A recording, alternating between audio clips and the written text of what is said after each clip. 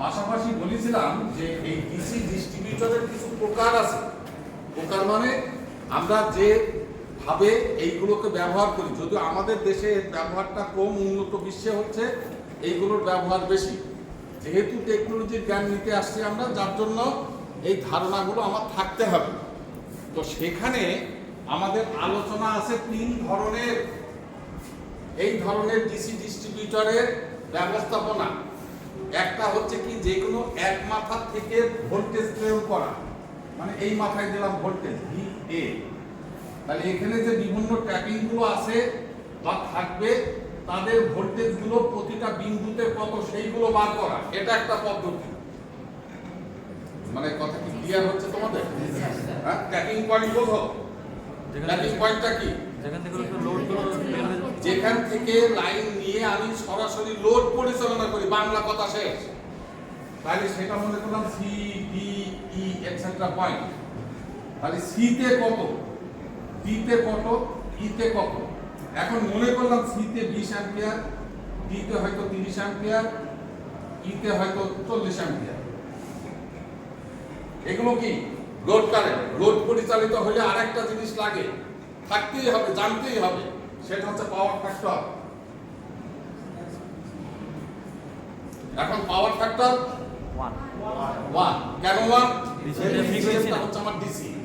But এই অঙ্কই আবার যদি এসি হয় তাহলে ফ্রিকোয়েন্সি অবশ্যই তখন আমার পাওয়ার ফ্যাক্টরের মানটা অবগত হতে হবে। যদি এক্সামিনার কোনো কারণে দিতে ভুলও করে,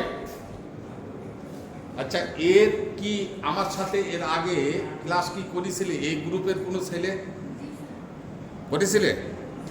কিছু ছিল।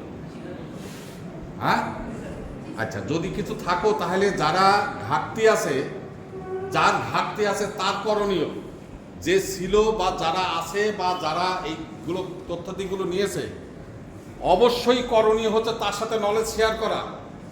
যে এইগুলো কি স্যার বলেছিল, এইগুলো কি স্যার করিয়েছিল, তার সাথে কিন্তু শেয়ার করো, নাহলে তুমি কিন্তু বেশি ঘাটতিতে পড়ে যাবে।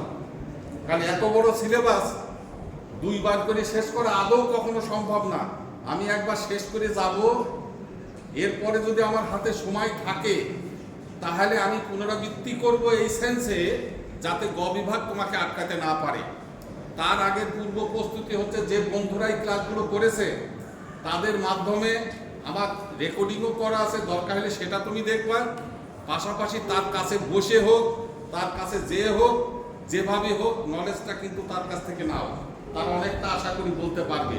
যদি সে সম্পূর্ণরূপে বলতে না পারে বা বোঝাতে অক্ষম হয়, তাহলে আবার আমাকে জিজ্ঞাসা করে নিবে। কিন্তু যেহেতু এই পর্বের এই সাবজেক্টটা স্বয়ং সম্পূর্ণরূপে বুঝে চর্চার মাধ্যমে তোমাকে প্রস্তুতি নিতে হবে, এর কোনো বিকল্প নাই। তুমি মনে করো না উদাহরণের অত নম্বর অঙ্ক মানে আমার পরীক্ষায় আসবে, নেভার। এই তথ্যাদিগুলো হচ্ছে সম্পূর্ণরূপে বোঝা, যার জন্য এই অ্যাটেনশন, এই মনোযোগ, এই আগ্রহ আকাঙ্ক্ষা যেন তোমার থাকে, না হলে তুমি শিখতে পারবে না। বলছিলাম যে যদি এসি ডিস্ট্রিবিউশন হয়, আর ডিস্ট্রিবিউশন আমাদের দুই প্রকারের, একটা হচ্ছে এসি ডিস্ট্রিবিউশন, একটা ডিসি ডিস্ট্রিবিউশন। এসি ডিস্ট্রিবিউশনটা আমরা মিড পরীক্ষার আগে অলরেডি করে ফেলেছি, ডিসিটা করিনি, হালকা ধারণা দিয়েছিলাম। এসি ডিস্ট্রিবিউশনের লোড কারেন্টের পাশাপাশি যে তথ্যটা থাকতেই হবে সেটা হচ্ছে পাওয়ার ফ্যাক্টর। এখন দেখা গেল যে কোনো একটা ট্যাপিং পয়েন্টে লোড কারেন্টের পাশাপাশি পাওয়ার ফ্যাক্টরের মান দেওয়া নেই, তাহলে অঙ্ক করব কি করে এসির ক্ষেত্রে? তাহলে আমি একটা পাওয়ার ফ্যাক্টর বিবেচনা করে নেব। তাহলে কত বিবেচনা করব? 0.8 লাগি না, এই 0.8টা হ্যাঁ এটা করবা না, ধরবা ইউনিটি পাওয়ার, ক্যালকুলেশনের সুবিধা। কি কথা বললাম কি কিছু বোঝা গেছে? যদি পাওয়ার ফ্যাক্টর দেওয়া না থাকে এসি সিস্টেমে, তাহলে আমি একটা পাওয়ার ফ্যাক্টর বিবেচনা করে নেব, সেটা কি ইউনিটি পাওয়ার ফ্যাক্টর, ল্যাগিং না, ইউনিটি পাওয়ার ফ্যাক্টর। এটা ধরি দেওয়ার ক্ষেত্রে কথা, এটা এসি এই প্রসঙ্গে কথাটা আসলো, যার জন্য আমি শেষ করলাম। বলছিলাম ডিসিতে এই পাওয়ার ফ্যাক্টর যদি দেওয়া না থাকে তাহলে তুমি কি বিবেচনা করবে? ডিসিতে না থাকলে ডিসিতে থাকলে কি না থাকলে যদি না থাকে তাহলে কি বিবেচনা করবে? না থাকলে তো কিছু বলবোই না। প্রয়োজন নাই, এইটাই তো হচ্ছে ডিসি ক্যালকুলেশন সহজ। আমার সব জায়গা হচ্ছে ইউনিটি, তো সব জায়গা যদি ইউনিটি হয় তাহলে আমার সুবিধা দিয়ে দিল না। ইউনিটি পাওয়ার ফ্যাক্টর মানে কোণ কত? কোণ 0 মানে দিক নাই। দিক নাই মানে কি? অধিক রাশি। অধিক রাশি। অধিক রাশির হিসাব নিকাশ কি হয়? সাধারণ বীজগণিত নিয়মের যে হিসাব নিকাশ সেটা। কথা রেক্টাঙ্গুলার পোলারের কোনো ঝামেলা আমার নাই, এটাই হচ্ছে ডিসির সুবিধা। তারপরেও যে অঙ্কগুলো একদম ছোট হয় তা না, একটু বড় হবে, কিন্তু হিসাব নিকাশে অত রেক্টাঙ্গুলার পোলারের ঝামেলা তো নাই। কারণ রেক্টাঙ্গুলার পোলারের ঝামেলা বলতে এটাই, একটু যদি ডিসঅ্যাটেনশন হয়ে যাও, কোনো জায়গায় চাপতে যদি একটু ভুল হয়, তাহলে তোমার অঙ্কের মধ্যে মারাত্মক প্রভাব ফেলে দেবে, এবং ওই ভুলটা কারো ধরারও ক্ষমতা নেই। বলছিলাম এই একটা পদ্ধতি যে এক প্রান্ত থেকে ভোল্টেজ প্রয়োগ, এটা ডিসির একটা প্রকার। আর একটা বলেছিলাম উভয় প্রান্ত থেকে ভোল্টেজ প্রয়োগ, এটাও একটা ডিসির প্রকার, দুই দিক থেকে ভোল্টেজ পাঠাচ্ছে। আবার একটা প্রকার বলেছিলাম, হ্যাঁ দেবাশিস, হ্যাঁ হ্যাঁ হ্যাঁ,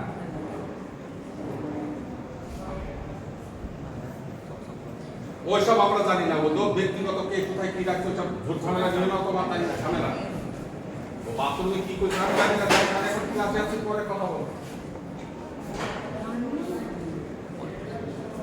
যা, এই মাঝখানে এই ইয়ে আসলে ওই যে দুইটা ভোল্টেজের কথা। দুই দিকে ভোল্টেজ, এই দুই দিকে ভোল্টেজ মানে এটাও একটা প্রকার। আর দুই দিকে ভোল্টেজ পাঠাবো, এই দিক দিয়েও দিচ্ছি, ওই দিক দিয়েও দিচ্ছি। এবার ভোল্টেজের মান দুই দিকের ভোল্টেজ সমান হতেও পারে, সমান নাও হতে পারে। আমরা গতকালকে যে অঙ্কটা করেছিলাম সেটা হচ্ছে সমান ভোল্টেজ প্রেরণ, জ্ঞান আছে কিনা? হ্যাঁ, কতদিন? আমরা যেটা করেছিলাম সেটা হচ্ছে VA is equal to VB। ওই অঙ্কটাই আবার আমি কিন্তু করতে পারি VA is not equal VB।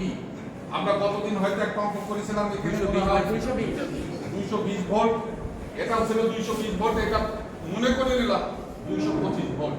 তাহলে কি সেই অঙ্কটা করতে পারবো কিনা? হ্যাঁ, ওটা গতকালকেরটা হ্যাঁ হবে।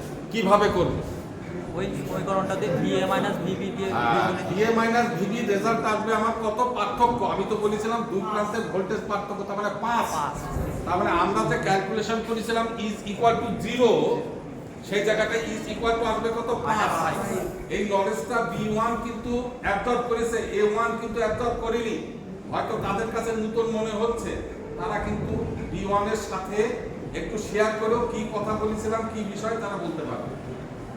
যদি তোমার বোঝার এরপরও ঘাটতি থেকে যায় যে স্যার না স্যার বুঝতে পারলাম না, বা ভালো ওরা বোঝাইতে পারিনি, আমাকে বলবো, আমি করে দেবো। কিন্তু তুমি তো কিছুটা আগে আগাও, তারপরে আমি তোমাকে তো সহযোগিতা করবোই। আজকে যেটা আমরা করব সেটা হচ্ছে রিং সিস্টেম। এটাও প্রায় পরীক্ষাতে আসে, রিং সিস্টেম। এই জিনিসটাকে যদি ঘুরাই দিই তাহলে দেখো এই হয়ে যাবে কিনা।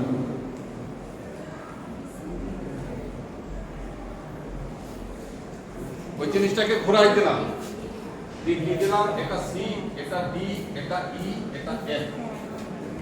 তাহলে এটা কি বিন্দু? সি বিন্দু, ই বিন্দু, ই বিন্দু, এফ বিন্দু। মানে একই জিনিস দিয়ে আমি দুইটাকে বোঝানোর চেষ্টা করছি। ওইটাকে ক্লোজ পথ করে দিলাম, তাহলে যে আকৃতি ধারণ করলো ইহা রিং। রিং কিন্তু বিভিন্ন ভাবে রিং হতে পারে, ত্রিভুজ আকৃতি হতে পারে, চতুর্ভুজ আকৃতি হতে পারে, ষড়ভুজ আকৃতি হতে পারে, বৃত্তাকার হতে পারে। হোক না, আমার ক্লোজ পথ হলেই হবে। এটার স্ট্রাকচার বৃত্তের নাই হতে হবে, নট নেসেসারি।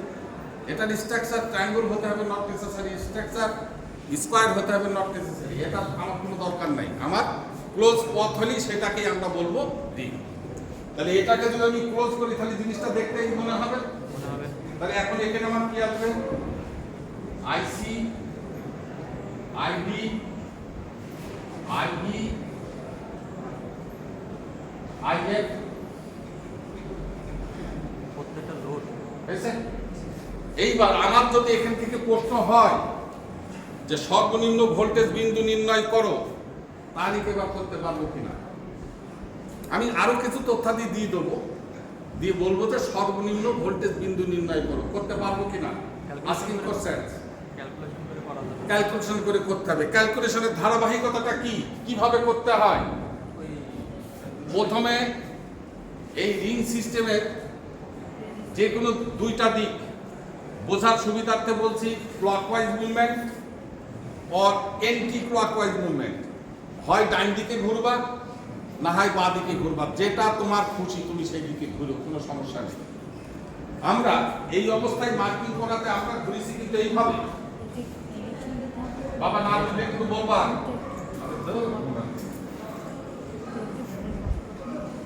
আমি বলছি কি বাঁ দিকে ঘুরছি আমি, তার মানে এটা গল্পটা না যে আমি ডান দিকে ঘুরতে পারবো না, সেটা সম্পূর্ণ তোমার ব্যাপার। তাহলে আমরা বাঁ দিকে ঘুরছি। এই একটা কারেন্ট ধরে নেবা, মনে করলাম সেই কারেন্টের নাম হচ্ছে আই, মোট কারেন্ট। এইবার মোট কারেন্ট থেকে এই অংশটা বাদ দিলে এই অংশের কারেন্ট হয়, তাহলে আই মাইনাস আইসি, আইসি। এই কারেন্ট থেকে এই কারেন্টটা বাদ দিলে এটা হয় I minus IC minus ID. হয়েছে? এটা থেকে এইটা গেলে এটা পাওয়া যাবে I minus IC minus ID minus আইই। হয়েছে? এইবার এই অংশের কারেন্ট কি হবে? I minus IC minus ID minus আইই minus if. এই ডিরেকশন আমি প্রথম অবস্থায় ধরে নেব, কারণ আমি তো জানি না কারেন্টের কোন অংশের কি অবস্থা। ধরে নেওয়ার পর আমার উদ্দেশ্য কি হবে? এই প্রথম কাজ হচ্ছে আয়ের মানটা আগে ঠিক করে নেওয়া। আমি যে দিক দিয়েছি এটা হচ্ছে আমার প্রাথমিক অবস্থায় বিবেচনাধীন দিক, কিন্তু এটা সঠিক দিক নয়। এর সঠিক দিক পাওয়া যাবে বা হবে তখনই যখন আমি আয়ের মানটা নির্ণয় করার পর বিভিন্ন সেকশনে বসাতে বসাতে তারপরে আমি বুঝতে পারবো যে আমার কারেন্টের অ্যাকচুয়াল দিক কি হবে। গতদিন B1 এটা কথাটা বুঝতে পারবে, কিন্তু A1 এর ক্ষেত্রে অনেকাংশেই অবুঝের মতো মনে হবে যে স্যার কি বলছে আমার কাছে ক্লিয়ার হচ্ছে না। মেসেজটুকু আগে নাও, ঘাটতিটুকু তুমি আজকে শেয়ার করবা। নলেজ শেয়ারিং এর বিকল্প নাই, বিশেষ করে সপ্তম পর্ব ইলেকট্রিক্যাল। 5 জন এক জায়গায় বসলেও সাবজেক্ট নিয়ে একটু আলোচনা করো, এগুলোতে তুমি লাভবান হবে। অন্য প্রসঙ্গে আলোচনা করো, তাতে আমার দ্বিমত নাই, কিন্তু সাবজেক্টের আলোচনার একটু প্রাধান্য তোমরা রেখো, এই আগ্রহ আকাঙ্ক্ষা যেন থাকে, তাহলে লাভবান হবে। এই আই পাওয়ার পরে তারপরে আমার ডিরেকশন নির্ধারিত হবে যে কিভাবে কোন দিকে কি করব। এইবার এই আই পাওয়ার জন্য আমার আরেকটি জিনিস ঠিক করতে হবে, সেটা কি? এখানকার কারেন্ট জানি, এইবার এখানকার রেজিস্ট্যান্স জানতে হবে এই অংশে। তাহলে রেজিস্ট্যান্স কিভাবে জানা যায়? জানতে হবে তার প্রথমে আগে দৈর্ঘ্য, রো এল ভাগ এ। হ্যাঁ, দৈর্ঘ্যর পরে হচ্ছে রেজিস্ট্যান্সের মাপদণ্ড নিরূপণ।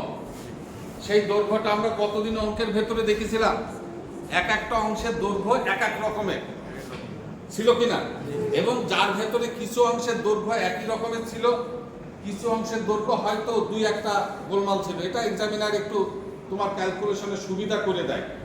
একদম ভিন্ন যদি সব থাকে তাহলে হবে কি, ক্যালকুলেশনটা আরো বড় হয়ে যাবে। সহজ, কিন্তু ক্যালকুলেশন আস্তে আস্তে বাড়তে থাকবে। তাহলে দৈর্ঘ্য এবং তার একক দৈর্ঘ্যের resistance, that means specific resistance হোক বা একক দৈর্ঘ্যের রেজিস্ট্যান্স হোক, তার থেকে আমি এই অংশের রেজিস্ট্যান্স পেয়ে যাব। রেজিস্ট্যান্স আর কারেন্ট গুণ করলে তখন ভোল্টেজ পাওয়া যাবে।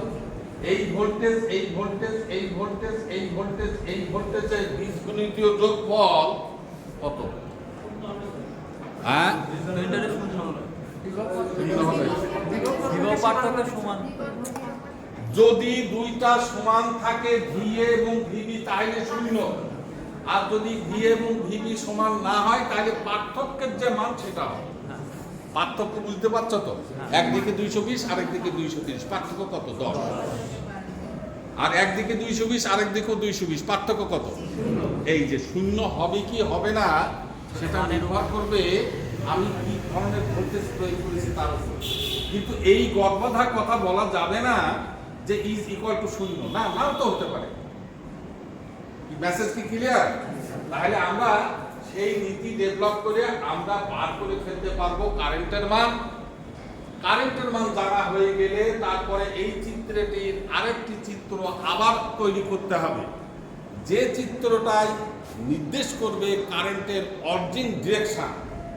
সেই ডিরেকশনের একটা পর্যায়ে আমরা গতদিন যেমন পেয়েছিলাম যে কোনো একটা বিন্দুতে কারেন্টের অভিমুখ দুই জায়গায় দুই রকমের হয়ে গেছে সর্বনিম্ন গতদিন। এই কথাটা B1 এর ক্ষেত্রে ইজি, A1 এর ক্ষেত্রে জটিল, তারা তো ছিলই না। তাহলে আচমকা কথা সেই ছবি দেখার মাঝখান থেকে হবে যে কি হয়েছিল আগের ঘটনা। শুধু এইটুকু বলি, যদি কোনো বিন্দু এমন স্থাপিত হয় বা পাওয়া যায় কারেন্ট ঢুকছে এই দিক থেকে আসছে আবার এই দিক থেকেও আসছে, ডিরেকশন যদি কোনো বিন্দুতে চেঞ্জ হয়ে যায় তুমি এইটুকু মনে রেখো সেই বিন্দুটাই হবে তোমার নির্ণীত বিন্দু। টেকনোলজির ভাষায় যার নাম হচ্ছে মিনিমাম পটেনশিয়াল পয়েন্ট, সর্বনিম্ন ভোল্টেজ বিন্দু। বোঝা গেছে কথা?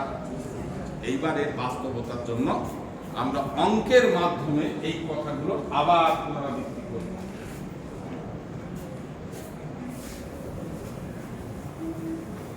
এই বোর্ডটা যতদিন যাচ্ছে তত পেটে যাচ্ছে।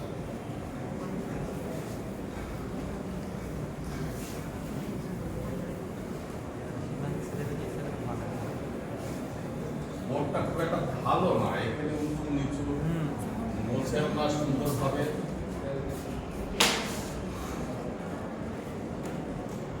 আচ্ছা, আমরা এখানে এই যে গতকালকে যেটা দেখিয়েছিলাম এর পরে একটা অঙ্ক আছে 7 নম্বর 82 পেজের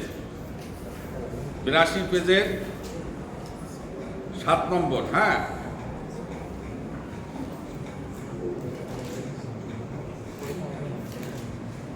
আচ্ছা আমি তো ভালো চোখে এই করতে পারছি না, একজন পড়ো। আগে বই কি করছে এটা কিন্তু জ্ঞাতব্য বিষয় নয়। জ্ঞাতব্য বিষয় বইয়ের যে ভাষাটা আছে এই ভাষাটাই তোমার প্রশ্নেতে থাকবে। তাহলে এই ধরনের ভাষা যদি থাকে, এই তুমি বসে বসে পড়ো, তোমার জন্য পেছনে দেখতে পাবে না। আমি করতে পারবো কিনা তার জন্য প্রথম মনকে স্থির করতে হবে চিত্রটা আমি রূপান্তর ঘটাতে পারি কিনা। যদি কারোর ক্ষেত্রে এই রূপান্তরের সমস্যা হয় জিজ্ঞাসা করে নেবে যে স্যার এটা বুঝলাম না। নাও স্টার্ট। হ্যাঁ, একটি 2 তার রিং ডিস্ট্রিবিউটরে 300 মিটার আচ্ছা লম্বা। 2 তারের কথাটা বলি। ডিস্ট্রিবিউটর মানেই হচ্ছে 2 তার, কিন্তু এখানে রেজিস্ট্যান্সের মানগুলো সাধারণত যে নীতিতে দেওয়া থাকে সেটা হচ্ছে প্রতি তারের। তাহলে 2 তারের জন্য কি করতে হবে, আমাকে 2 দিয়ে গুণ করে নিতে হবে। এই কাজটা কিন্তু মাথায় রাখবে। হ্যাঁ, 2 তার 2 তার ডিস্ট্রিবিউটর 300 মিটার লম্বা। আচ্ছা 300 মিটার লম্বা। হ্যাঁ, ডিস্ট্রিবিউটর এ প্রান্তে 250 ভোল্ট প্রয়োগ করা হচ্ছে। আচ্ছা এ প্রান্ত হতে 150 মিটার দূরে বি বিন্দুতে 125 অ্যাম্পিয়ার। আচ্ছা দাঁড়াও, আমি ধরো অঙ্কটা পরীক্ষায় এসছে, মনে করো যে পরীক্ষায় এসছে, তাহলে আমি এখন কি করব? তাহলে আমি যেটুকু শিখিয়েছি সেই আলোকেই যদি আগাই রিং করে, আমি এই একটা ডিস্ট্রিবিউটর ধরলাম, নাম দিলাম এটা এ, এটা বি, এর লেন্থ হচ্ছে 300 মিটার। 150 মিটারে বি বিন্দু। এইটুকু পড়েছি আমি। 2 তার না বললেও 2 তার, এইটুকু তো শেষ হয়েছে। এবার পড়ো। এ প্রান্ত হতে 150 মিটার দূরে বি বিন্দুতে আচ্ছা ওরা বি বলেছে না, তাহলে এটা একটা কি নাম দেবে, একটা দাও তো, একটা কে মে দাও, অসুবিধা নেই। বি না দিয়ে কে দিলাম, এটা তো আর সমস্যা নেই। এ হইতে কত মিটার দূরে? 150 মিটার দূরে। 150 মিটার দূরে বিন্দুটা হচ্ছে বি, 125 অ্যাম্পিয়ার। 125 অ্যাম্পিয়ার কারেন্ট নিচ্ছে, তাহলে আইবি হচ্ছে 125 অ্যাম্পিয়ার, তাই তো? এই ওই ঘুমটা পড়া মেয়েটা বলো তো পাওয়ার ফ্যাক্টর কত? ওই 125 এর পাওয়ার ফ্যাক্টর কত? 125 অ্যাম্পিয়ার কারেন্ট পাওয়ার ফ্যাক্টর কত? এই যে একটু তো তুমি কি জন্য ক্লাসে বা আসো, ওভাবে ক্লাসে থাকা চেয়ার টেবিল থাকা একই জিনিস। এতক্ষণ কিছুক্ষণ আগে কথা বললাম যে অঙ্ক করছি ডিসি এর পাওয়ার ফ্যাক্টর ইউনিটি বা ইউনিটি নাই বলবো না কেউ, নেভার। নাই মানে শূন্য, ইউনিটি মানে এক, একক মান। এই কথাটা বলেছি আমি। মনোযোগী হয়েও, মনোযোগ না থাকলে পারে কিন্তু ওই আমি যতই বলি তোমার কান্দি ঢোকবে না, তোমার মন তো করে আছে অন্য জায়গায়। এটা হচ্ছে চোখে দেখা বুবা বলা হয়, কানে শোনে না। যে আমি বলছি তুমি শুনছো না, কারণ আমার অ্যাটেনশন তো কাজ করছে অন্যদিকে, তাহলে কিন্তু হবে না। এই কথাটা দেখো কতবার বলছে ক্লাসের প্রান্তিক পর্যায়ে। তাহলে এটা তোমার বলা উচিত ছিল যে স্যার পাওয়ার ফ্যাক্টর এখানে ইউনিটি নাই না। আমরা কিন্তু ভুল করে অনেক সময় নাই বলে ফেলি। নাই মানে হচ্ছে আমার জিরো ভ্যালু, কিন্তু এটা হচ্ছে ইউনিটি। বস। আচ্ছা গেল। হ্যাঁ, তারপর এবং বিপরীত দিকে 100 মিটার দূরে, এবং বিপরীত দিকে 100 মিটার দূরে। বিপরীত দিকে 100 মিটার দূরে, মানে বিপরীতে এখান থেকে 100 মিটার দূরে কি জানি কত আছে। দেখ গেল। হ্যাঁ, সি বিন্দুতে 80 অ্যাম্পিয়ার কারেন্ট নেয়। আচ্ছা, সি বিন্দুতে 80 অ্যাম্পিয়ার কারেন্ট। হ্যাঁ, যদি ডিস্ট্রিবিউটরটির প্রতি কিলোমিটার দাঁড়াও লেন্থ মিলাবা তো। 300 গেল, 300 এর ভেতরে 150 আর 100 250 চলে গেছে। মাঝখানেটা কত? 50 মিটার। কিন্তু এটা বলা নেই। হয়েছে? ও এটা বলা মানে বলা নেই তাই বলি আমি বলতে পারবো না নাকি? বলা থাকলে তো 50 এর জায়গায় কি 200 হবে না? আমার তো যোগফল তো 300 হইতে হবে। তাহলে এদিক থেকে 150, বিপরীত দিক থেকে 100, তাহলে হয়ে গেল কত? 250। হাত থাকলো কত? 50, তাহলে 300 মিলে গেল। যদি ডিস্ট্রিবিউটরটির প্রতি কিলোমিটার এর মোট রোধ 0.6 ওহম হয়, তবে নির্ণয় করো ডিস্ট্রিবিউটরটির প্রতি শাখা ডিস্ট্রিবিউটরের প্রতি কিলোমিটারের মোট রোধ। মোট বলেছে, তাহলে তো আবার 2 দিয়ে গুণ করা লাগবে না। 2 দ্বারা হিসাব করা আছে। ব্যাস আছে। লাস্টের লাইনটাতে লিখে দিয়েছে যদি ডিস্ট্রিবিউটর হ্যাঁ, এই যে এখানে ওরা কি করছে সেটা না। আবার পড়ো লাইনটা, এই সবাই শোনো, লাইনটা পড়ো, আবার পড়ো। যদি ডিস্ট্রিবিউটরটির প্রতি কিলোমিটার এর মোট রোধ 0.6 ওহম হয়, ওই মোটের নিচে একটা দাগ দাও। এটা মোট বলছে। মোট বললে ওই দুইটা তার মিলে কিন্তু। আর যদি বলতো যে ডিস্ট্রিবিউটরের প্রতি কিলোমিটারের প্রতি তারের রোধ, তখন 2 দ্বিগুণ করা লাগবে। যেহেতু আমি মোট বলে দিয়েছি, তার মানে 2 দ্বিগুণ করার প্রয়োজন নাই। এটা 2 দ্বারের হিসাবে দেওয়া আছে। বুঝা গেছে কথাটা? তাহলে রেজিস্ট্যান্স আছে আমার কতটুকু বলো? 0.6 0.6 ওহম। 0.6 পার কিলোমিটার, মানে পার 1000 মিটার। এখন লক্ষণীয় বিষয়, আমার এখানকার এই ডিসটেন্সের কারণে রেজিস্ট্যান্স গুলো চেঞ্জ হবে কিনা? এখন এটা ক্ষেত্রে কি কোনো, হ্যাঁ, তারপরে বড় তো দেখে আর তবে নির্ণয় করো ডিস্ট্রিবিউটরের প্রতি শাখা কারেন্ট ও ভোল্টেজ। আর এই আর কিছু নাই। কারেন্ট আর ভোল্টেজ এই দুই প্রান্তে কোনো ভোল্টেজের কথাও কিছু বলা নেই। এক প্রান্তের আছে 250 ভোল্টেজ বলা আছে এই বিন্দুতে। এ প্রান্তে 250 ভোল্ট প্রয়োগ করা হচ্ছে। আর আর এ প্রান্ত না, এই পর্যন্ত এই পর্যন্ত এক প্রান্ত এক প্রান্তের ভোল্টেজ। আচ্ছা, ওইটা ভাষাগত একটুখানি ভুল আছে, দেখ ভুল মন আমি সংশোধন করে দিচ্ছি সবাই।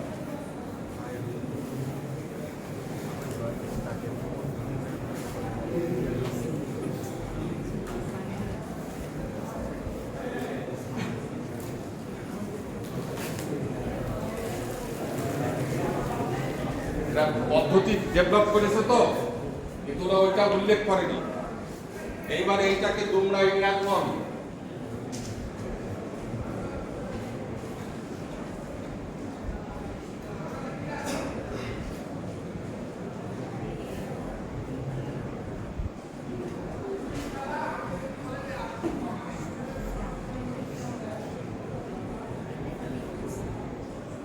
আগে তুলাতুলির দরকার নেই, আগে বোঝো জিনিসটা। কিন্তু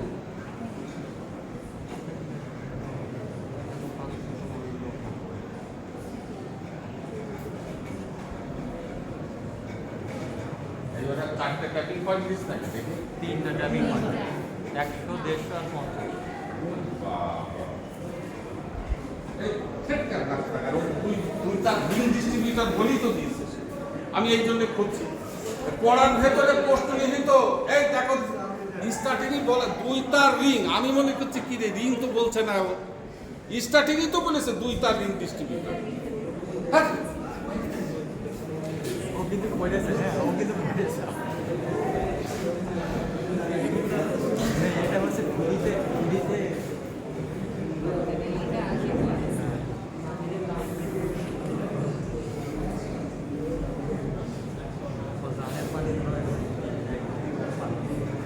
এই আইসি কত ছিল আমাদের 80 অ্যাম্পিয়ার, তাই না? জি। দেখো তো এই চিত্রটা বোঝা যায় কিনা। দুইটা রিং, তাহলে আমার তো ওটা রিং হয়েছে। আমি এখান থেকে 150 মিটার দূরে বি বিন্দু, আমি এইভাবেও ঘুরতে পারি, আমি এইভাবেও ঘুরতে পারি, যেদিকে খুশি।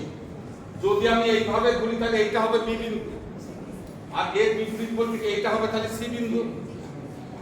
এতে অঙ্কের নির্ণীত মানের ব্যাখ্যার বা বিষয়ের কোনো তারতম্য হইবে না, এটা আমার ধরা বিষয়। অর্থাৎ আমি ঘড়ির কাঁটার দিকেও ঘুরতে পারি, ঘড়ির কাঁটার বিপরীত দিকেও ঘুরতে পারি, যার যেটা খুশি। সাধারণত এই অঙ্কগুলোর প্রবলেম সলভ করতে গেলে যত বই তুমি পাবে, ম্যাক্সিমাম বইয়ে এন্টি ক্লকওয়াইজ ডিরেকশনে, অর্থাৎ বামবর্তে, অর্থাৎ ঘড়ির কাঁটার বিপরীত দিকে ঘোরার প্রবণতা বেশি আছে। তাহলে আমি যেহেতু দুই দিকেই ঘুরতে পারি, তাহলে যাতে একটু সামঞ্জস্য পাই, এই জন্য আমরাও ঘুরবো হচ্ছে ওদের ন্যায় ঘড়ির কাঁটার বিপরীত দিক। তাহলে কোন দিকে ঘুরবো? Anti clockwise direction. এইবার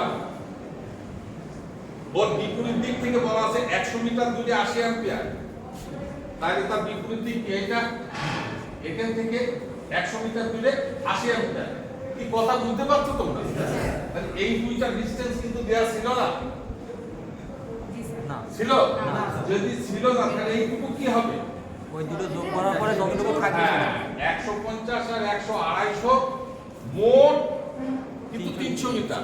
তাহলে মাঝখানেরটা কতটুকু হবে? 50। এটা কি ক্লিয়ার হয়েছে? যে ডিস্ট্রিবিউটরটা এখান থেকে শুরু করে ক্লোজ পথ 300 মিটার, যার ভেতরে 250 মিটার হয়ে গেল, তাহলে বাদ বাকি এটা 50 মিটার। বোঝা গেছে কথা? এইবার আর জানো কি আত্মপ্রাণিত বলেছি। এখন আমরা প্রথম যে কাজটা করব সেটা কি বলেছিলাম, যে আগে কারেন্টের ডিরেকশন আমি ধরে নেব। তাহলে আমি যেদিকে ঘুরেছি ওই বরাবরই কারেন্টের ডিরেকশন আমি ধরে নিচ্ছি। কোন দিকে ধরবো? এই দিকে ঘুরেছি না আমি? একবার মনে করলাম সেই কারেন্টের নাম হচ্ছে আই, মোট কারেন্ট।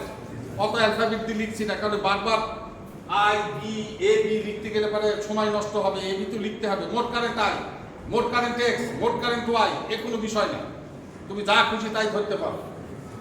এই জায়গাটায় কি হবে দাঁড়াও জিজ্ঞাসা করি আগে। এই মাঝখানের ওই মেয়ে বলো তো, এই অংশের কারেন্ট কি লিখবো আমি?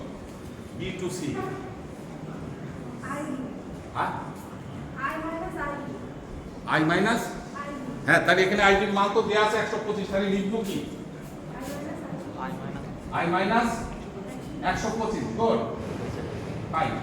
হ্যাঁ, পরের এই লাস্টের ওই মেয়ে বলো, এই আরেকজন বলো, ওরা ঘাবড়ার মতো বসেই আছে। হ্যাঁ, এটাই কত হবে? এই কারেন্ট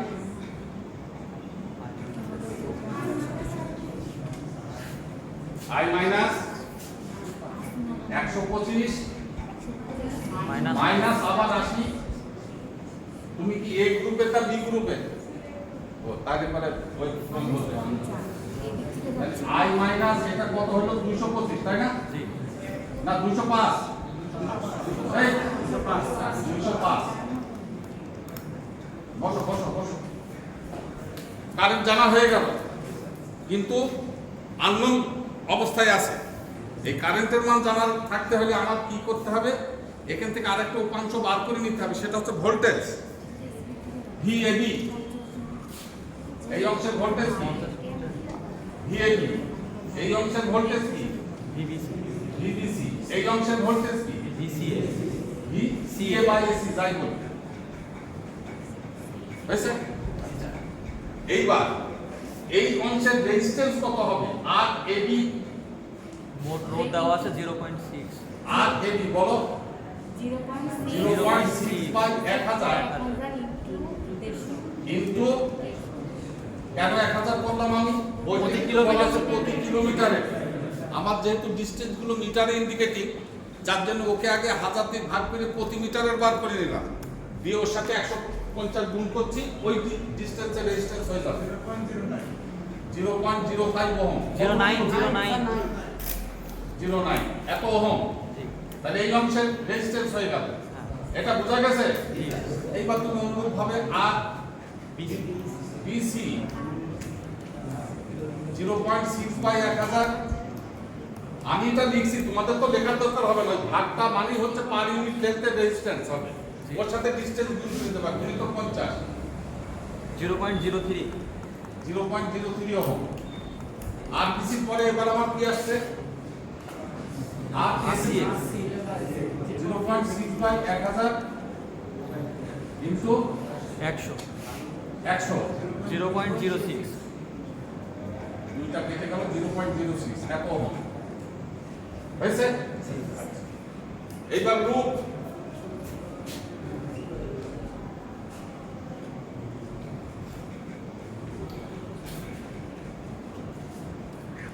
এই লুপ কি?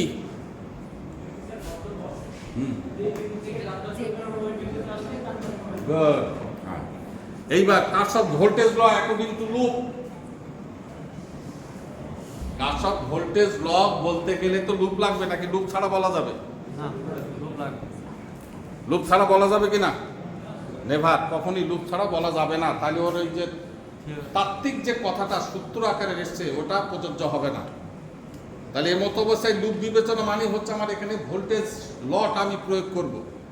এইবার কারশফ ভোল্টেজ ল কি বলেছিল? কারশফ ভোল্টেজ ল লুপ বিবেচনায় কোন একটি ইলেকট্রিক্যাল নেটওয়ার্ক বা সার্কিটের লুপের, লুপ বললেই একটা ক্লোজ পথ, মানে ওখানে হয়ে গেল কথা, বিভিন্ন শাখার ভোল্টেজ ড্রপের বীজগণিত যোগফল কি? ওর কথাও ঠিক।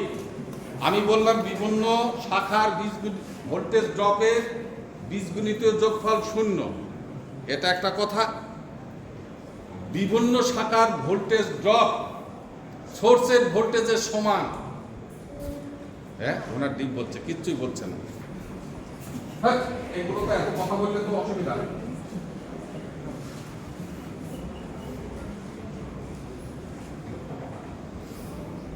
R1 R2 এর সাথে ধরো আরো সার্কিট আছে, এটা R3, এখানে E A B C D E F R loop. Current আমার এই গেল, এটা I, এটা হচ্ছে I1, এটা I2, এটা I3 এটসেট্রা, এটা I4।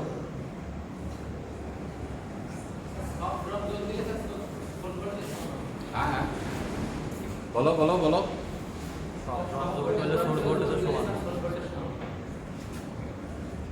আমি যা জিজ্ঞাসা করছি সেটা বলো, সব রক্ত পরের কথা। লুপ যদি ধরা হয় তাহলে এখানে কি হবে? লুপ ধরলে এই কারশফ ভোল্টেজ ল কি প্রয়োগ করতে পারবো কিনা এই ধরনের কোনো সার্কিটে? হ্যাঁ, তাহলে কিভাবে সেটা? তোমরা থেভেনিন, নর্টন সেগুলো করনি কেউ? হ্যাঁ, এটা তো খুব ভেরি সিম্পল জবাব। লুপ আমার হতে পারে A B E F A, A F E B A, A B C D E F A, A F E B, অনেক কত লুপ হবে তার ঠিক নাই। শুধু উদ্দেশ্য হচ্ছে যেখানে শুরু করব তাহলে সেটা লুপ। আমি এই দিক দিয়ে যেতে পারি, আমি এই দিক দিয়েও যেতে পারি। বিভিন্ন শাখার ভোল্টেজ ড্রপের বীজগণিত যোগফল, বীজগণিত যোগফল বোঝো? এইটাকে বলি, বইতে যে বলা থাকে বীজগণিত যোগফল 0, আরে বীজগণিত যোগফল কি? ইয়েস, যে সমীকরণের ভেতরে যোগফলের প্লাস মাইনাস চিহ্ন উপস্থিত সেটা হচ্ছে বীজগণিত যোগফল। আর বীজগণিত না হবে সাধারণ যোগফল, যেখানে আর বিয়োগবোধক চিহ্ন থাকবে না, শুধু যোগ। নাকি তাও বুঝতে পারছেন? এ তো ছোটবেলার একদম। হ্যাঁ, আমি এখন একটা লুপ ধরবো, তাহলে কিভাবে ধরবো? এইভাবে ধরবো না ওইভাবে ধরবো, সম্পূর্ণ তোমার ব্যাপার। আমি ধরলাম এই এন্টি ক্লকওয়াইজ ডিরেকশনে। কি ধরবো বলো? এ B C A, A B C C A. Loop হয়েছে? বুঝলাম কি করে যে লুপ হয়েছে। এ বিন্দুতে শুরু হয়েছে, আবার এ বিন্দুতে ফিরে এই বিন্দুতে শেষ হয়েছে। এই পথ যদি আবার সেটের জানা না থাকে সে লিখবে কি লুপ এ বি সি, না তাহলে কিন্তু লুপ হলো না, অর্থাৎ সে এখানে এসে বন্ধ হয়ে গেছে। বোঝা গেছে? এই লুপ বিবেচনায় যেই করব তখন এক্সামিনার বুঝবে সে লুপ বিবেচনা ছাত্র এই জন্য করে, প্রয়োগটা হচ্ছে কেভিএল, কারশফ ভোল্টেজ ল। এখন ল কি হবে? V AB plus V BC plus V CA. পথ শেষ হয়েছে? কেন? তিনটাই হয়েছে। হয়েছে? হ্যাঁ, হয়েছে নাকি হয়নি? হয়েছে। হয়েছে। না স্যার, ওই শেষ পর্যন্ত আসেনি স্যার। তাহলে পণ্ডিত এখানে চলে সেখানে সোর্স কি আছে সে আমার জানার দরকার নেই, আমার পথ ক্লোজ হয়ে গেছে। যেমন এই সার্কিটের আমি কি loop B C D E B loop হবে না? হ্যাঁ, আমার সোর্স কই এখানে? এই সার্কিট ভালো করে করনি, ভালো করে করবা। এখন একটু আপনাদের চাচ্ছি না, গোলমাল হয়ে যাবে। এই অংশের ভোল্টেজ ড্রপের বীজগণিত যোগফল সমান 0। এখন একটু কেভিএল শেষ। বলছিলাম যে প্লাস আর মাইনাসের একটা ঝামেলা আছে, এটা কি জানো তোমরা? যেটা কার উপরে নির্ভর করে? কারেন্টের মানের উপর না, কারেন্টের ডিরেকশনের উপর। কোন দিক দিয়ে ঘুরছে? আমরা এই ডিরেকশন দুই ভাবে কাউন্ট করি। বলা হয়, বিশেষ করে আমি যেটা বলি ছাত্রদের যাতে ভুল কম হয় সেই উদ্দেশ্যে বলি যে কারেন্টের ডিরেকশন এবং লুপ বিবেচনায় তোমার চলার পথের ডিরেকশন যদি সেম হয় তাহলে ওই প্রাপ্ত মানটিকে তুমি যোগবোধক বিবেচনা করবে। মানে কথা বুঝলে না? কারেন্টের ডিরেকশন মানে কি? কারেন্ট যাচ্ছে কি এ টু বি দিকে, একটু বৃদ্ধি এবার আমি লুপ ধরিস কি এ বি সি, তাহলে আমার লুপ বিবেচনা তো এই পথেই, পথে। তাহলে আমি লুপও যাচ্ছে এই পথে, কারেন্টও আসছে এই পথে, তাহলে এদের প্রাপ্ত মানটাই হবে যোগবোধক। বুঝা গেছে? অনেক সময় বই এটার ব্যতিক্রম করতে পারে। বইটা অনেক সময় করে কি, কারেন্ট যেদিকে লুপ বিবেচনা যদি সেই দিকে হয় তাহলে সেটা বিয়োগবোধক। কিন্তু এই কথার অর্থ এই নয় যে আমি যেটা ধরলাম আর বই যেটা বিবেচনা করলো দুইটাতে মনে হয় অঙ্ক হবে না বা হয় ভুল হবে, তা না। বিবেচনাধীন বিষয়, কিন্তু তোমার ভুল হবে তখনই তুমি এইভাবে ধরছো যোগবোধক আর এখানে গিয়ে তুমি বিয়োগবোধক করে ফেলেছো, তাহলে কিন্তু হবে না। অথবা কারেন্টের ডিরেকশন যোগবোধক ভ্যালু দিয়ে করেছো, আবার কারেন্টের এন্টি ডিরেকশন সেটাও তুমি যোগবোধক ভ্যালু দিয়ে করেছো, তাহলে কিন্তু অঙ্ক হবে না। মানে আগে তোমার মুখ ঠিক রাখতে হবে। এই কথা মনে বুঝতে পারছে না? আমি কারেন্টের ডিরেকশন যা আমার চলার পথ যদি তাই হয় তাহলে পজিটিভ, কিন্তু আমি বলছি কি কারেন্টের ডিরেকশন যা আর আমার চলার পথ বিপরীত, তাহলে কি হবে? বিয়োগবোধকটা, কিন্তু তুমি যোগবোধক করে ফেলেছো, তাহলে তো আর অঙ্ক হবে না। বোঝা গেছে কথাটা? যার জন্য টেকনোলজি বোঝার বিষয়গুলো খেয়াল করতে হয়। এইবার ভিএবি, ভিএবি মানে কি হবে? আই ইনটু আরএবি লেখা যাবে। কারেন্ট কত ধরেছি আমি? আই। রেজিস্ট্যান্স কি? আর এবি, এবি অংশের রেজিস্ট্যান্স, তাহলে দুইটা গুণ করলে আই ইনটু আরএবি লেখা যায়। ভিবিসি তে কি হবে? আই মাইনাস কারেন্ট হচ্ছে 125। হ্যাঁ ওই তো এইবার বুঝতেছ, এইভাবে টক টক করে বলবা যে স্যার নিচে লিখে না উপরে লেখেন, কারণ তো অসুবিধা হচ্ছে।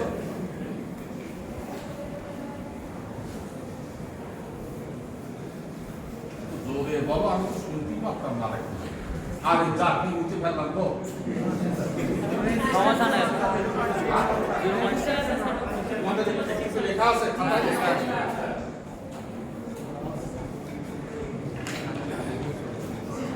এ বাবা খেয়াল করো যে নিচের লাইনটা লিখছি আমি, তাহলে কি I into RAB plus I minus 125 into R কি হবে?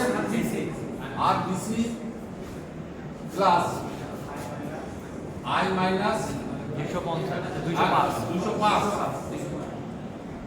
Into R CA is equal to 0।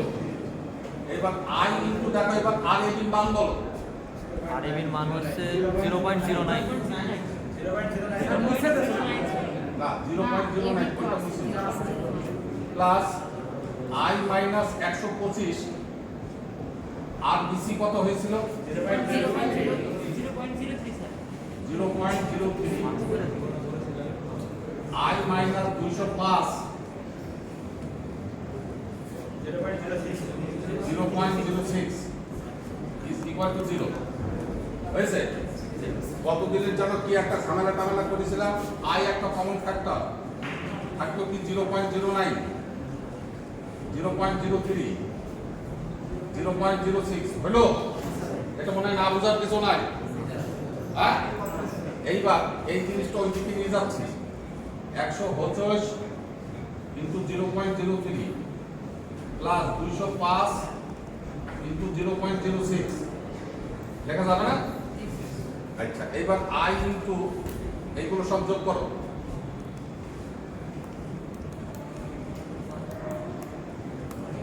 $0.18 0.18 is equal to ওইগুলো ফার্স্ট ব্র্যাকেট দিয়ে কাজ করবা, তাহলে ভুল হবে।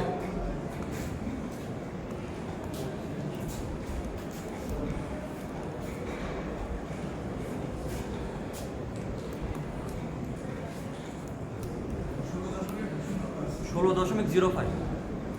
এবার আই বার করে ফেলো।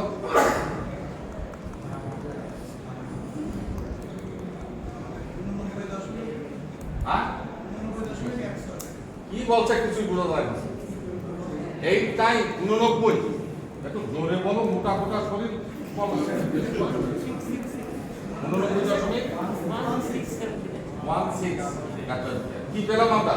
কারেন্ট পেলাম। কারেন্ট পাওয়া হয়ে গেলে আমরা কি বলেছিলাম, এই চিত্রের রূপান্তর ঘটাইতে হবে, মানে আরেকটা চিত্র আঁকাইতে হবে আমাকে। তাহলে ধরো আরেকটা চিত্র যখন আঁকাচ্ছি, না ওদের দেখাই দিই, না তো পরীক্ষা করে উপরে আর এর মানটা মুছে দাও। এইগুলো মুছে দিলাম। এটা কিন্তু পদ্ধতি আরেকটা চিত্র আঁকানো, যার জন্য খেয়াল করো। তাহলে আমরা একটু ছোট করে গোলটা দিই।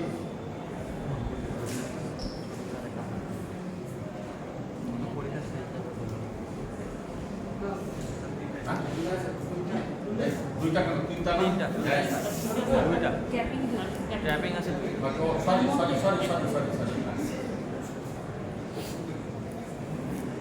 এই 50টা একটু বেশি হয়ে যাচ্ছে। হ্যাঁ 150 তো এটা চিত্র ভালো বোঝার জন্য ওটাকে একটু বেশি করে দিই। এখানে এটা কি বিন্দু জানো? বি, তাই না? এটা বি, এটা সি। এখানে আই নিয়ে এসেছিল হচ্ছে আমাদের 125। এখানে আইসি ছিল কত? 80। হয়েছে তো? এইবার আমি বললাম যে আমি চিত্রটাতে আরেকবার আঁকালাম। আঁকি এবার কারেন্টের ডিরেকশন ঠিক করব, যেহেতু কারেন্টের মান পেয়ে গেছি এখন। আগে তো আমি আননোন ধরেছিলাম। এইবার এই কারেন্টের ডিরেকশন যা আছে তাই মান কত পেয়েছি আমি? 89.16। কি বুঝাচ্ছে কথা? এইবার ওই কারেন্টটা ঢুকে এই পথ দিয়ে বার হয়ে যাচ্ছে, তাহলে 89.16 বার হয়ে যাচ্ছে কত? 125। তাহলে মাইনাস করো। 35.8। একটু জোরে বলো। 35.83 হ্যাঁ কি মাইনাস এই কথাটা আসো। মান এসছে কিন্তু আমার মাইনাস। তাহলে আমার এটা ছিল পজিটিভ ডিরেকশন, যোগবোধক মান। এখন আসলো কি? বিয়োগবোধক।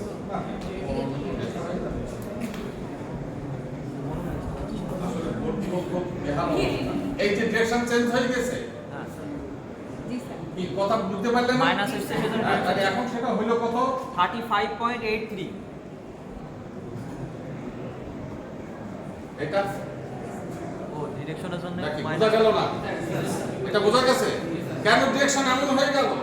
Negative side. আমি এখানে ডিরেকশন কোন দিকে দিয়েছিলাম? ওই ওইদিকে।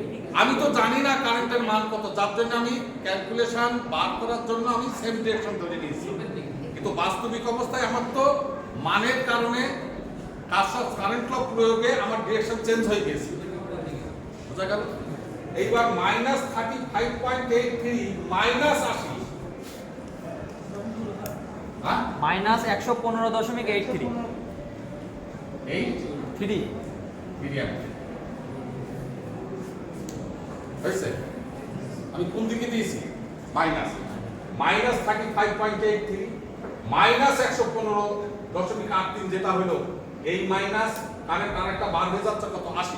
তাহলে এই দুইটার বিপরীত যোগফল হচ্ছে এটা। আবার তুমি এই দিক দিয়ে আসো, 115.83 -80, দেখো ডিরেকশন এখানে কত? 35.83 হবে। আবার -125 তাহলে কত হবে? 89.86। যেহেতু এই মানটা তখন মাইনাস, আমি যাচ্ছিলাম এইভাবে, তো তখন মাথা ঘুরে দিল, যেহেতু মাইনাস বোঝায় এর আর বুঝতে পারলো না। এটা অতীব গুরুত্বপূর্ণ, কিন্তু এই ডিসি ডিস্ট্রিবিউটরের এই জাতীয় অঙ্কের কারেন্টের ডিরেকশন বোঝা এবং সেই অনুযায়ী মানদণ্ড নিরূপণ করা, এই ডিরেকশন যদি কোনো একটা জায়গায় ভুল হয়ে যায়, তোমার মিনিমাম পটেনশিয়াল পয়েন্ট এই জায়গা থেকে ওই জায়গায় চলে যাবে, তখন আর পাবো না। বোঝা গেছে? এবার আইকিউ এর মাধ্যমে যদি আমরা বলি যে এখান থেকে আমি কি বুঝতে পারছি যে মিনিমাম পটেনশিয়াল পয়েন্ট কোনটি এর ভেতরে? হ্যাঁ আইসি বি বিন্দু। এই শাহিন বলো, ও ভাই তো চার মাস করে আছে, আর নিয়ে গিয়ে এখন মুছে গেছে, হ্যাঁ কেন বি বিন্দু? কেন বি বিন্দু এটা বলতে হবে।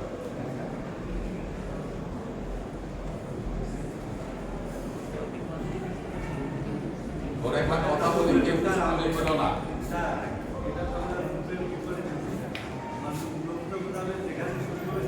না ও তোমার হইল না, ও জবাব এই কেউ কিছু মনে করেন, এমনি পড়ার খাতিরে গল্প দিচ্ছে। এখন ও ধরো ধর্মীয় মন মানসিকতা, তাহলে করে কি, যারা মুসলমান নামাজও পড়ে না তাদেরকে দাওয়াত দেয় যে আসো আসো। তো দাওয়াত দিতে গিয়ে যদি উল্টা পাল্টা বলে যে নামাজ পড়ার পরিবর্তে অন্য অর্থ বহন করছে, তাহলে কিন্তু ও তাকে কেউ সাড়া দেবে না। কি বলো না? তো নামাজে আসার জন্য তুমি যে যে কথা বলো, ওই কথাগুলোকে একটু চেঞ্জ করে দেবা, যে মৌবনে আজকে সন্ধ্যার পরে খুব ভালো খাওয়া দাওয়া আছে, বিরিয়ানি পোলা, সে কি মসজিদে যাবে নাকি? যাবে নামাজ পড়তে? কোথায় যাবে সে? মৌবনে ধরো। যদি তোমার না পায়, তোমার থাপড়া মেলে কি তাই দাওয়াত দিয়ে আসি, মৌবনে যাওয়া তুমি দিলে না, কথার সাথে মিল থাকতে হবে। তুমি যা বলছো ওটা মৌবনে যাওয়া হয়ে যাবে, ওটা মসজিদে যাওয়া হবে না। যে বিন্দুতে উভয় দিক থেকে কারেন্ট এসে ঢুকছে সেই বিন্দুটাই হইবে মিনিমাম পটেনশিয়াল পয়েন্ট। বলো আরেকবার বলো, কি বললাম? উভয় দিক থেকে কারেন্ট এসে ঢুকছে সেই বিন্দুটাই হচ্ছে মিনিমাম পটেনশিয়াল পয়েন্ট, সর্বনিম্ন ভোল্টেজ বিন্দু। আসলে কি বি বিন্দু তাই, অন্য কোনো বিন্দু পাবা না। ডিরেকশনে তাই বলে দিচ্ছে। কারেন্ট আসছে, আবার এই দিক থেকে এসছে, দিয়ে এটা বার হয়ে যাচ্ছে। এই কথা বোঝা গেছে? তাহলে আমি চিনে ফেললাম যে আসলে বি বিন্দু হচ্ছে আমার সর্বনিম্ন ভোল্টেজ বিন্দু, চিনে ফেলেছি। এইবার বাস্তবতায় প্রমাণ, বাস্তবতায় আসো। ফার্স্টে আমরা যদি বি বিন্দু ধরি, তাহলে ভিবি কি লিখবো? এদিক থেকে এদিকে কারেন্ট আসছে, হ্যাঁ, তাহলে পরে আমার ভিবি যদি এদিক দিয়েও করা যায়, এদিক দিয়েও করা যায়, যার যেটা খুশি। আমি যদি এই দিক থেকে বিবেচনাধীন নিয়ে আসি, তাহলে কারেন্ট কি এই দিক থেকে এসে এদিকে আসছে, তাহলে আমি কি লিখতে পারি ভিএ মাইনাস ভিএবি।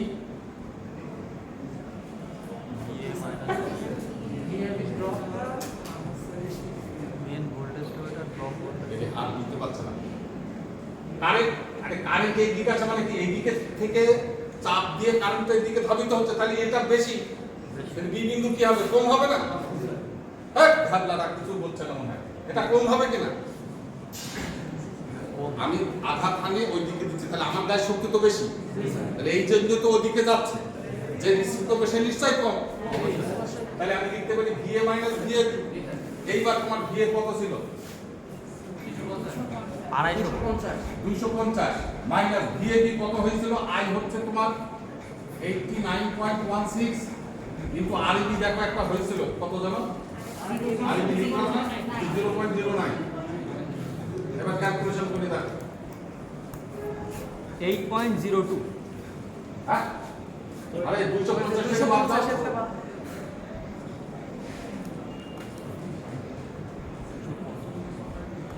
তাহলে হচ্ছে 241.97 241.974। এবার ভিসি বার করতে পারবো? বেশি। হ্যাঁ, কি হবে? ওই 250 মাইনাস ভিএ মাইনাস ভিএসি একই কথা। ভিএ কত? 250 মাইনাস BSc ভিএসি। তাহলে হচ্ছে ভিএসি তে 115.83 আর এই জায়গাটা রেজিস্ট্যান্স কত ছিল? 0.06 মনে হয়। জি স্যার। দেখো কত হয়। 43.05 হুম 43.05 243.05 ভোল্ট। তাহলে সি বিন্দুর ভোল্টেজ পেয়েছি, বি বিন্দুর ভোল্টেজ পেয়েছি, এই বিন্দু তো দেয়াই ছিল। এবার তুমি দেখো তো কোথায় সর্বনিম্ন ভোল্টেজ বিন্দু হয়ে গেছে। B বিন্দুতে। আগে কি আমি বলতে পারছিলাম না? তাহলে এই যে বলতে পারা কথা বোঝা গেছে। 250 আমি যদি উইথ রেসপেক্ট টু সি বিন্দু বি বিন্দুর ভোল্টেজ বার করতে চাই তাহলে পারবো কিনা? ভি এর সাপেক্ষে নয়, ভিসির সাপেক্ষে। তাহলে পারা যাবে কিনা? তাহলে এদিকে কি পারা যাবে না? ভিবি না তো ফর্মুলা একটাও লেখা হয় না তো।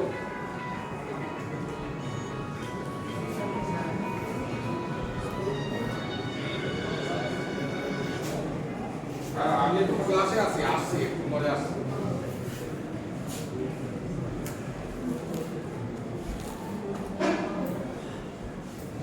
বলছি যে আরেকটা ভাবে কি ভিবি বার করা যায় কিনা?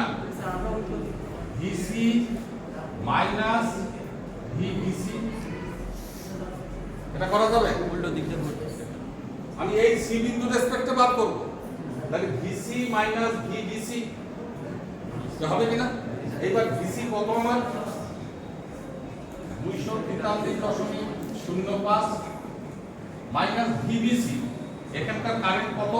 কারেন্ট কত পেলাম? 89.1 হ্যাঁ 35.83 কিন্তু এই জায়গাটা রেজিস্ট্যান্স দেখো কত ছিল? আরবিসি 0.03 দেখো কত হয়।97 দেখো এই রেজাল্ট আর এই রেজাল্ট মিলে গেল। মিলতেই হবে, না মিললেও বুঝা গেছে? এবার করণীয় প্রত্যেকে আজকের ক্লাসের পর এই অঙ্কটি যতক্ষণ পর্যন্ত বই না দেখে আমার করানোর নির্দেশনা ব্যতিরেকে তুমি নিজে হাতে না করতে পারছো কতবার করবা। যদি কোনো জায়গায় বোঝার বিশেষ সমস্যা থাকে আগে বন্ধুর কাছে রিং করবা। সেই বন্ধু যদি রেসপন্স ভালোভাবে করতে পারে ওকে, যদি সেও না করতে পারে তখন আমার কাছে জিজ্ঞাসা করবে। আশা করি অনেকে ভালো বুঝেছে, তারা তোমাকে বুঝাই দিতে পারবে, হয়তো এমন অবস্থায় কিছু বলছে না। আর শিক্ষার ক্ষেত্রে কোনো লাজ লজ্জা অন্য কোনো কিছু কাজ করবে না। শিক্ষার জন্য তোমার আগ্রহ আকাঙ্ক্ষাটাই যথেষ্ট। তুমি তার কাছে যাবে, তাকে বলবে যে ভাই এই জিনিসটা আমাকে একটু বুঝাই দে। বন্ধু কখনো না করবে না, তুমি যাও আগে, তোমার যেতে হবে, না গেলে তো সে বলবে কি? বোঝা গেছে? আর যে উদাহরণটা দিলাম সাইন কোনো জায়গায়